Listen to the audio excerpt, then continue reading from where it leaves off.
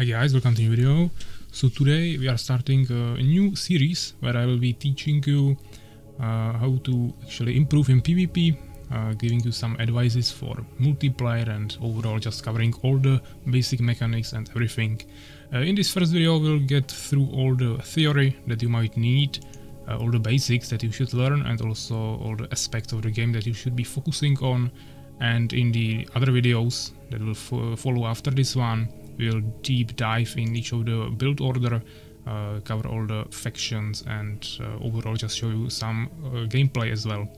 Right now you can find some videos on my YouTube channel where I play against very hard AIs, but the strategies are a little bit different against the real players, so that's what we are going to cover in this series.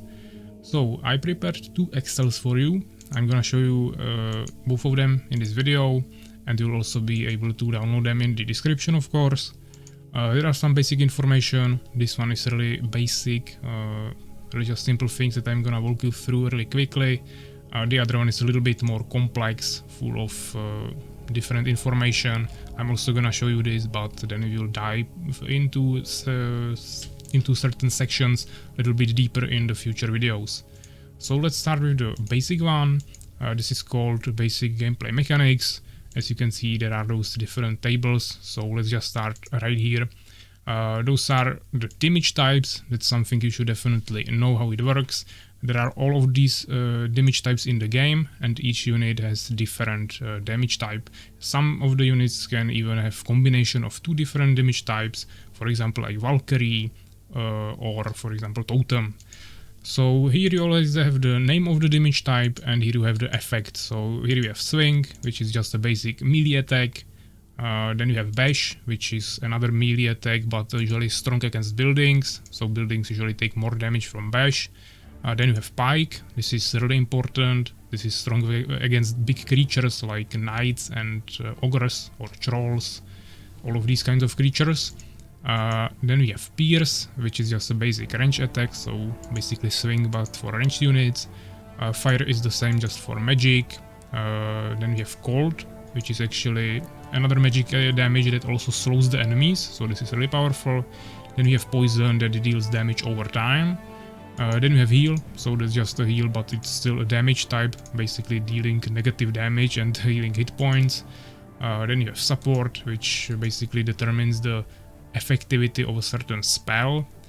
Then you have Harm, that's usually lifesteal, cannot attack buildings, and for example Matriarchs have this type of damage. Lightning is just another type of basic damage, similar to Fire, but keep in mind that different units might have different damage reductions, so it's both just basic magic damage, but some units will be more immune against one of the types than the other. Then you have Buildings. This only attacks buildings, of course, and then you have Summoned, which only attacks summon units.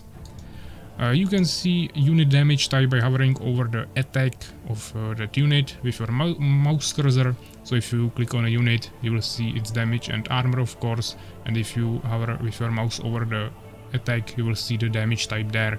If it has more damage types, it will be also written there.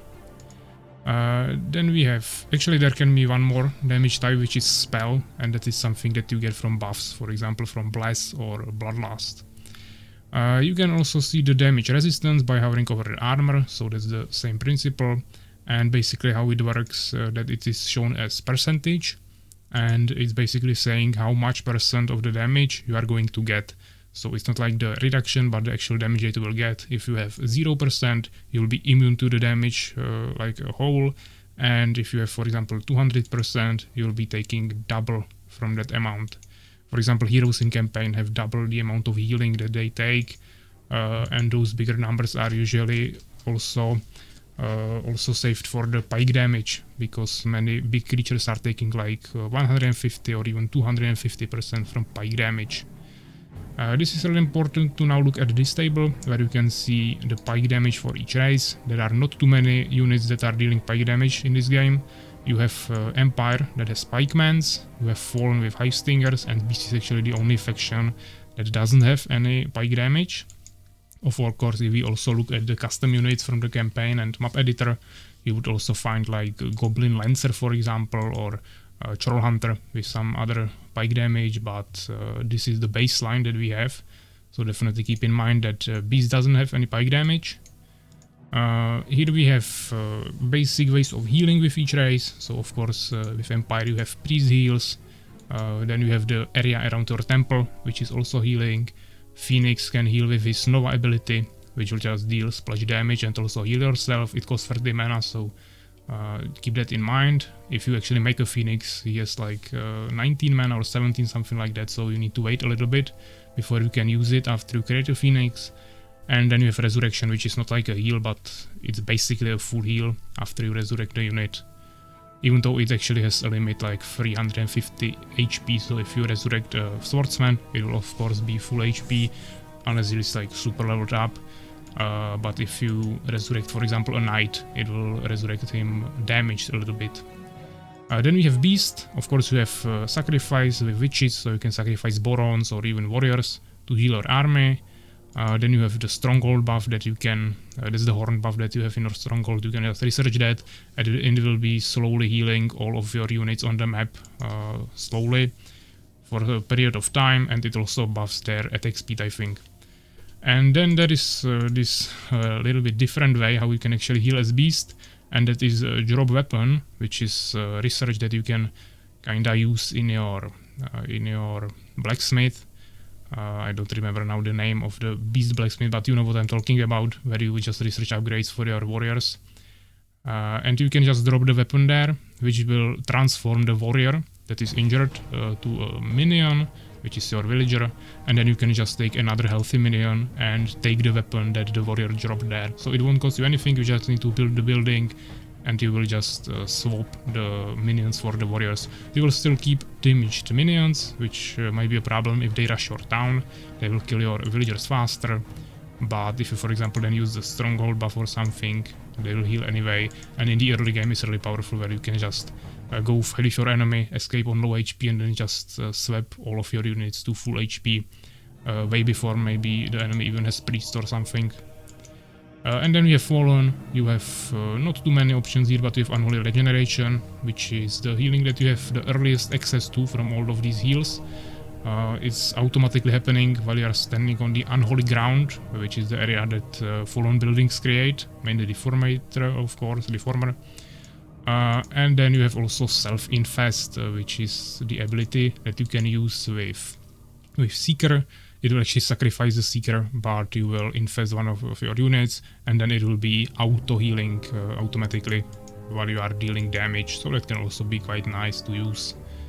And those are basically all the options that you have with Fallen, so not too many, but you have the Unholy Regeneration, so that's usually enough. Then we have level systems for each race, so Empire and Beast levels up their units individually, while Fallen levels their units collectively in the Soul Trap. Basically all of the units are getting stats, but Beasts are also getting auras. At level 3 the lesser aura, and at level 5 the full aura. So for example, Swordsman is getting armor, Knight is getting HP, then there is Elven Ranger that is getting damage buff, and also there is Pikeman that is getting attack speed buff, and there is actually also Valkyrie that is getting movement speed buff. So those are all of these auras that you can get, and leveled up units can be resurrected by priests, so that's definitely a way to get your units back if you lose leveled up units. But you can only do it during the fight, of course. With Beast you can resurrect them in the revive altars. You can make how many of them you want, and you can resurrect your leveled up units all over and over again. And with Fallen, as I said, you are getting collective experience, so your units will actually be already leveled up when you create them, so you don't have to worry about that once you kill enough enemies. We already covered this, so now let's get up here. We have dispels for each race, so Empire has Mage Dispel, which is just a circle that you will place on the ground and it will dispel whatever magical effect is in that area. Beast has Warlock Spell Steal, which is definitely the weakest one here. It's not AoE for an area, you can just steal spell effect from a unit. You can either dispel something negative on your units or something positive. You can steal it from enemy units to yourself, but overall it's just not that powerful. And then we have Void Walkers that have spell that dispels in an area, so it will just stay there in that area and it will keep dispelling. So that's really good. You can, for example, just place it on your units, and then if Empire comes there, they won't be able to cast Decrease on you. But of course, if you have, for example, Avengers, they are immune to magic, so you don't need to worry about that. Then we have fast ways to move around the map. Empire can use, of course, the minor team shafts, which are not too good, to be honest. It's just not really used basically at any point in multiplayer. And then you have no marks, which are really powerful. You can just use them to move your units around, of course, also to get into a position where you can build another expansion in the mountains. But overall, it's really good to maybe escape with your catapults from unpleasant situation, or just overall move around the map, maybe surprise attack your enemy. Then we have Beast with Gaseous Form. Not that good, but it can be still used.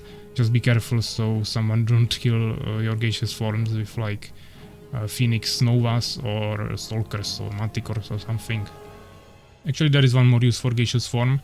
You can actually create minions, put them into Gaseous Form, and this way you created a 200 HP unit with just 50 gold. Of course, you have to keep in mind that you used mana for that. But then you can just bring those units with you, and you can actually sacrifice them with your witch, and then you are getting really big healing for extremely cheap, so it's much more efficient than if you are sacrificing Borons. So this is a really nice bonus, but it's a little bit more advanced technique. Definitely wouldn't recommend focusing on that in the early stages of learning process, of course. Then we have Demon Teleport, just ability for one unit, not really usable. You don't really use demons because they are really in the late game. They are not bad. You can use them to one-shot priests by the sacrificing ability that destroys the demon and deals damage around him, but overall it's just not too powerful unit, so nothing to really talk about here. And then we have Fallen Void Walker Portals, definitely the best movement ability, but of course it's only for the late game. In the early game you will be maybe using some aerials. You can also use them to scout the invisible units. They can also be turned invisible. They are pretty decent, even though they are not used too often in the same way as Gnome Arcs are used as Empire, where you would just pick up your units and try to do something with them. The Fallen units have other options, so it's not used that often. Also, you don't really want to make the dimensional gates so soon in the game, so not really usable that much. And then of course we have Seeker with Borrow ability, but also just ability for one unit, same as the Demon. But actually it can also be used for the Void Walker, because you can copy the Seeker, then just borrow on another place on the map and then create portals between the two Void Walkers. Then we have best scout units for each race, so of course you can just use your villagers. That's really good in the early game. You can scout even before you create a single warrior, or I mean single fighting unit. So peasants, minions and summoners. Actually we won't be using harvesters for this. They are too expensive, cost too much population and are slow, so summoner is much better for this. But overall with Fallen you want to basically always scout with Hive Stingers.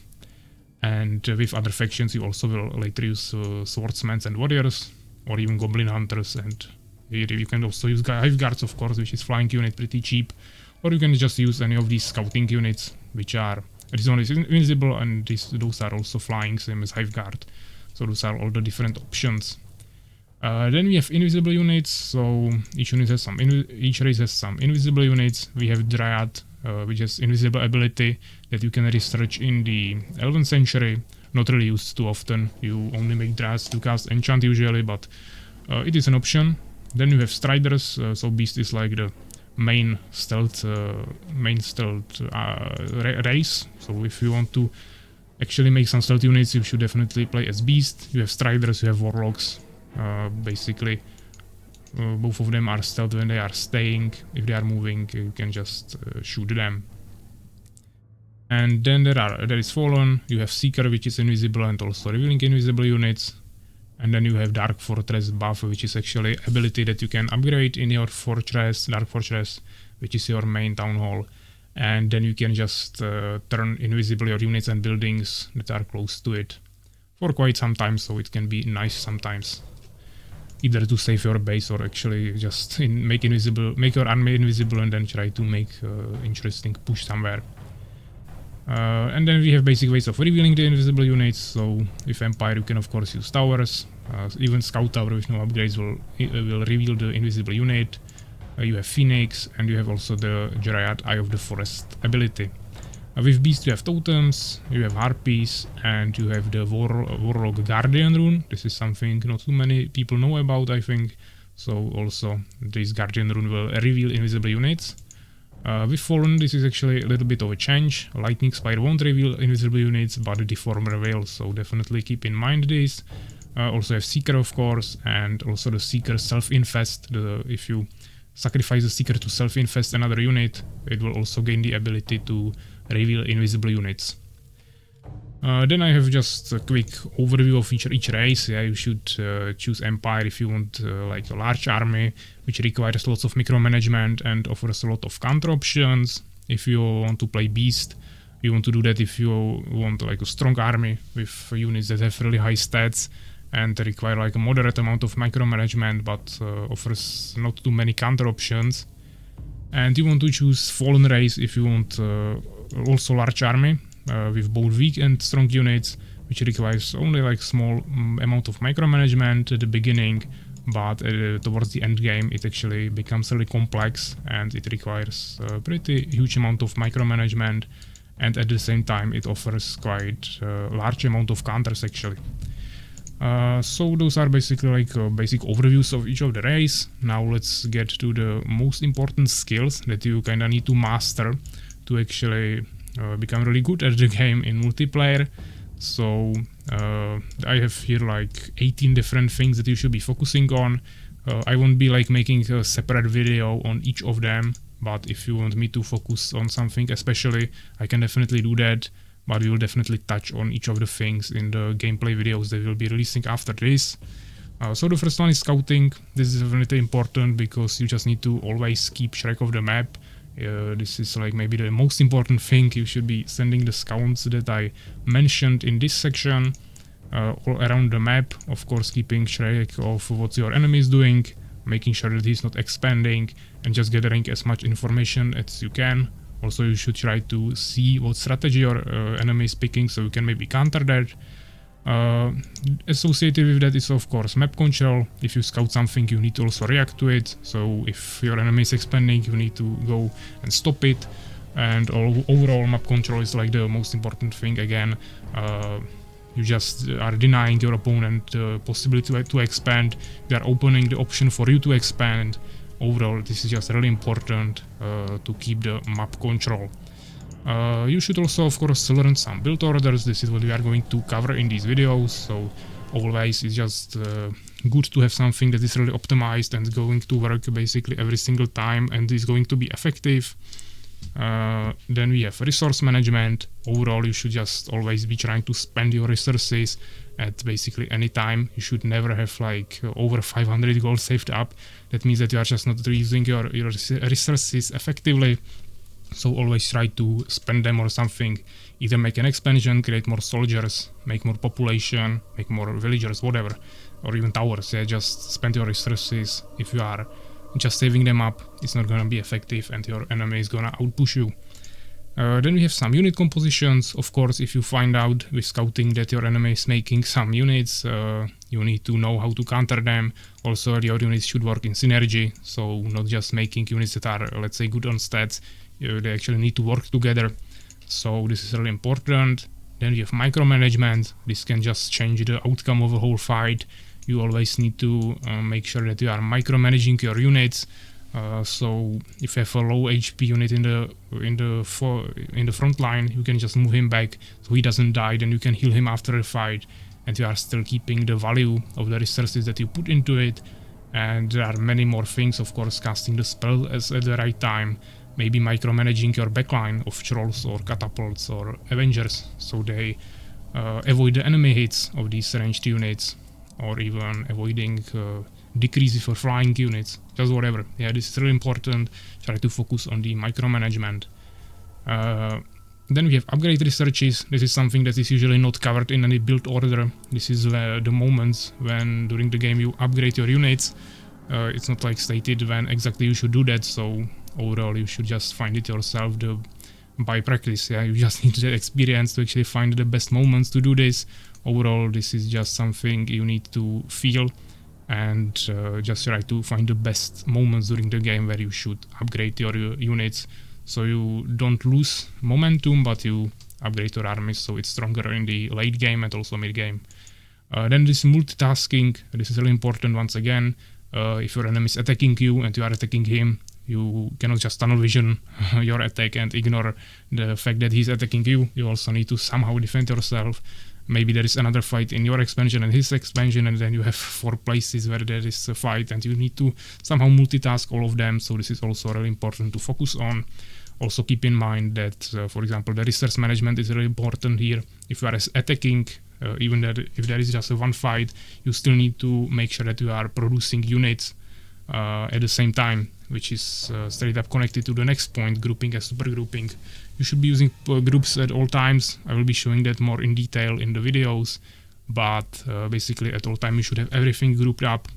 Yeah, so your town hall should be on one group, on your production buildings should be on another group, and your units should be on another group.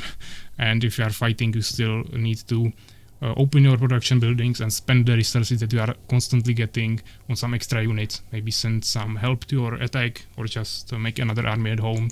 Just somehow spend the resources. So super groups and groups are really important.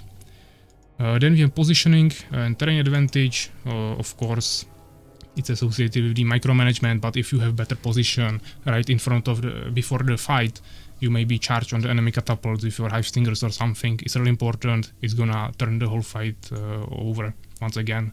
So try to focus on positioning, which is gonna be achieved, of course, by scouting. You are gonna know about the position of your opponent's army, so you are going to be able to position better, of course. Then there is resource denial. Once again, you scout the map, you try to take map control, and then you try to deny your opponent's resources. Yeah, maybe you rush on his villagers with flying units, or you drop some swordsmen there with your arc, or just attack his expansion, whatever. Just try to stop him from getting as many resources as you can, and you are going to get a resource advantage, which is going to help you get more soldiers and then win the fight once again. Then we have expanding, same with upgrades. Maybe there is not like a specific time where you should expand. Same with the upgrades, so you just need to find by experience the perfect time in the game where you should expand and not sacrifice the pressure that you are creating. You should also try to misinform your opponent. This is a little bit more advanced, straight up with this constant psychological pressure. If you keep pressure on your enemy, or try to create some small moves that will indicate what you might do, but then you do something else, you might confuse your enemy. He will try to do some strategy that will counter you, but in fact you are doing something else, so then maybe you are going to counter him. If he's under constant pressure, he's not gonna be able to focus that much. He might mess up or something, so it's really important but really advanced, so maybe not the best thing to focus on immediately, but definitely try to focus on that at least later. Definitely also adaptive strategies. If you find out about the enemy strategy with scouting or something, you definitely need to be able to adapt to it, make the right unit composition, decide if you expand or not, so it's all associated with each other. Then you should also learn to replay analyze, so you should learn to analyze replays. This is really important because sometimes you just need to focus on the game, and then you maybe don't know what mistakes you make, so you need to watch the replay again, try to find what mistakes you made there and try to learn from them. Yeah, practice and refinement, the same thing basically. And the last thing is harassment. You should be trying to not only stop the resources from your enemy, but also maybe just constantly keep the pressure, try to harass him, keep him distracted. Yeah, most of the points are somehow related to each other, so those are all the similar things all over again. So those are all the things. Maybe some of you didn't expect so many points to be here that you actually need to master, but if you want to beat someone really good, he probably is really good in all of these things, so if you just skip one of them, he can just beat you just on that. and overall you should definitely try to master each of them. Yeah, so there is like no situation where you should get into a situation where you wouldn't know what to actually do at that time, because there is like 18 different things that you should be doing at every single second of the game, and if you don't know what you should do at that time, you are probably not paying attention to most of these points. So if you find yourself not knowing what to do in the game, just come back here, take a look on this, and try to find out what you are not paying attention to and try to fix it. So this was like the first thing here, the first Excel. There is also a link to Wiki, Armies of Exigo Wiki, where you have some gameplay mechanics. It's a little bit more in detail.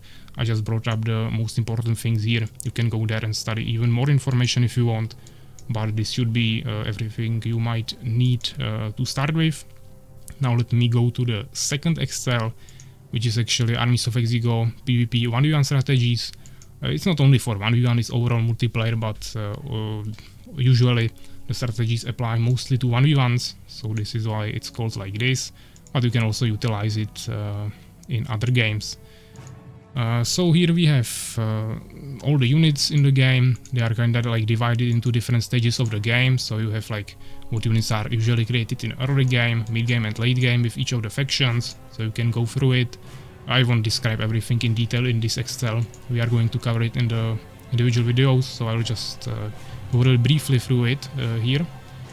Here we have the strategies. So basically each of the races has like 4 main strategies. You can either rush, you can focus on economic, which will require a fast expansion. You can play really defensively, make some towers and then try to take up 2 better units, or you can play a balance of all of them, which is the most advanced but also the most rewarding strategy. Here you have also counters to all the strategies. So rush is countered by defense, economy is countered by rush, and defense is countered by economy. And then there is balance, which is like no expertise or anything, but it's definitely the hardest one to actually execute. Then you have all the build orders here, so you can see all the factions, then all the strategies here, and even on the right side you can actually see some extra variations of the balance strategy. So this is all that we'll go through in the individual videos. Maybe not exactly like this, there is always something that you can change a little bit, but overall we'll try to follow this as closely as possible. Also above each of the races you have like optimal amount of workers that you should be making for your main base. So as you can see, Empire should have 10 on gold, 2 or 3 on gems, depends on the distance that you have between the gems mine and your town hall, and then 3 to 5 on wood. Basically same applies to beast, and for fallen you should have 6 on gold, 2 on gems and 2 or 3 on wood. I saw some of you not really making enough peasants, for example, in some of the games on the community streams, so definitely this is something you should try to optimize, so you have the maximum efficiency. Of course, in expansions it can change a little bit. You can kinda influence the distance between your town hall and the gems mine. There might not be 4 gold mines, so then you won't need even 10 gold peasants, and also you probably won't be even harvesting wood there. Then we have some strong army compositions for mid game and late game. Once again, you can just go through it. Here is the population that it will take, the composition of each faction in the stage of the game. Just something you can try to focus on after you make the build order, of course. Yeah, but nothing like you should totally follow, just some ideas for strong compositions that usually work. Then here we have this huge table full of unit counters. Basically here you always have the unit, so you have swordsman, you have pikeman, elven ranger, all the units in the game. And below it you have always 3 sections: Empire counter, Beast counter and Fallen counter. And next to it you can see all the units from that faction that counter this unit above it. So Swordsman is countered by Beast units, Warrior, Goblin Rider, Troll, Wyvern, Ogre and Warlock. And basically the ones that are highlighted yellow are like the main counters. Yeah, but all of them will work fine. If you want something really strong, you can just focus on the yellow ones. Yeah, so this is quite long, but if you ever find a unit that you don't know how to counter, you can just come to this table, find it, and you will know how to actually fight against it. For example, I don't know, Avenger is really strong. So you can see I play Empire, Avenger is against me. I can use Pikemans because they have pike damage, which has bonus, so that's really good. Catapults will also destroy Avengers. Steambirds, Avengers cannot even attack them, so really good. And of course Knights are pretty durable, so also gonna work pretty well. Then we have the other races here as well. So this is always really nice to look at if you have some problems. Overall, of course, I don't expect anyone to actually read through all of this. And then we have some last tables here on the right side. So we have strategy 1v1 tier list. This is not like super accurate, but at least like a brief overview. That, for example, Beast balance, Empire balance, and Fallen balance. Yeah, so balance strategies are usually just the best ones. Then, for example, rushes are also really good. Economy works also fine, but not for Beast. Beast economy is actually pretty weak. Empire defense can work really decently because you can make some Valkyries, but the other defense strategies are not that great because you just cannot really get quickly to anything that would really influence the game that much. Then we have race 1v1 tier lists, so usually Beast in the early game is really strong, Fallen in late game is really strong, and Empire in late game is really strong.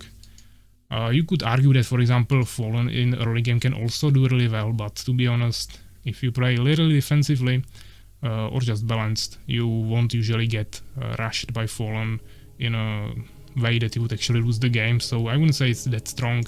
It can be quite easily countered with few towers and something, so definitely not bad if you are a really good player, but overall I wouldn't say it's that strong.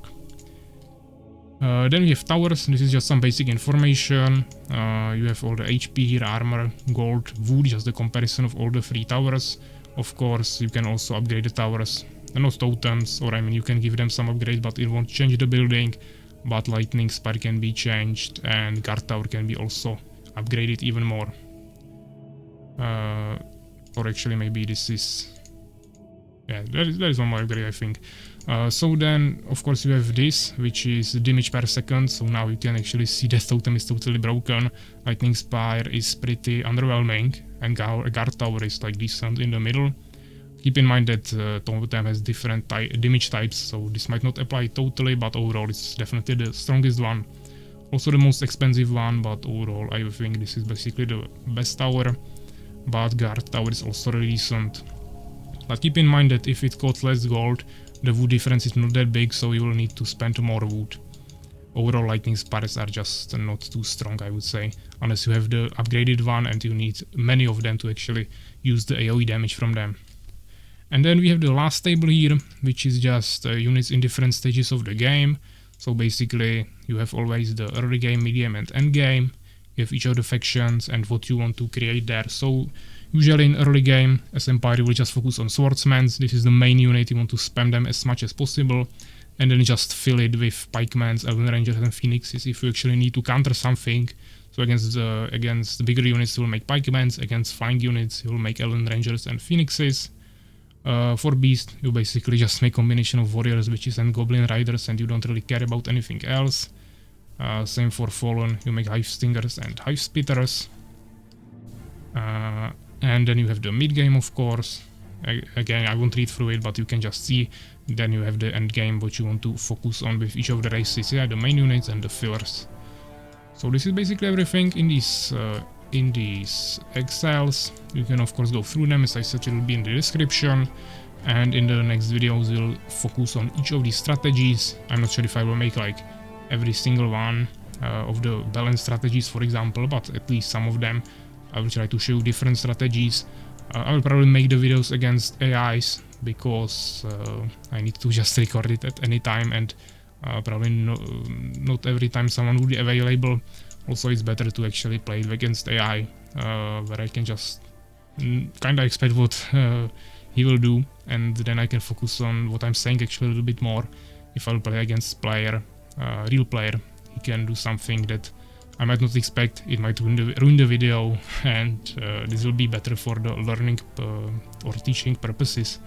So we'll probably do it against AI, but it's definitely gonna apply to multiplayer, of course. Because you already know, or I have videos on how to beat very hard AIs, so you don't need to worry about that. This is all for PvP, of course.